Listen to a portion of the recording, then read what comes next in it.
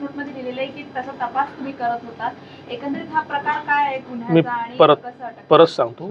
आपल्याकडे 22 तारखेपासून 23 तारखेपासून ते 26 तारखेपर्यंत नवी मुंबईच्या हद्दीमध्ये चेन स्नॅचिंगचे विविध गुन्हे, बॅग लिफ्टिंगचे गुन्हे आणि मोटरसायकलचे गुन्हे दाखल होते.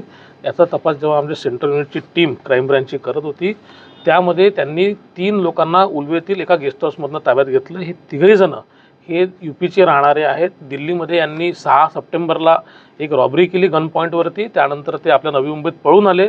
इथे ते कोपर खरडेल त्याच्या एका मित्राकडे थांबले. 22 तारखेला त्यांनी एक बाईक चोरली वाशी परिसरातनं. त्यानंतर त्यांनी चेन स्नॅचिंग आणि बॅग लिफ्टिंगचे गुन्हे कामोठे आणि कळंबोली परिसरात केले. 26 तारखेला आणखी एक बाईक चोरली, ती वाशी सानपाडा परिसरातनं. आणि त्या 26 तारखेलाच त्यांनी सीबीडी, नेरूळ आणि कामोठे आणि खारघर ह्या परिसरात त्यांनी चेन स्नॅचिंग केली.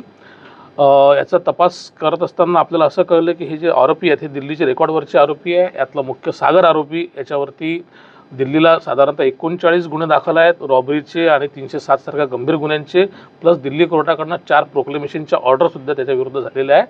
या गुन्ह्यामध्ये आपण 6 चेन स्नॅचिंगचे गुन्हे, 1 बॅग लिफ्टिंगचा गुन्हा आणि 2 मोटरसायकल चोरीचे गुन्हे असे टोटल 9 गुन्हे उघडकीस आणून 7,70,000ची मालमत्ता जी आहे ती रिकव्हर केलेली आहे. तर बाईक चोरून ते या त्याच बाईकवरून चेन स्नॅचिंग करायचे. बरोबर आहे. केटीएम हे बाईकचा प्रकार होता. बाईक चोरायचे, चोरी करायचे आणि बाईक परत ठेवून द्यायचे, परत दुसरे बाईक चोरायचे.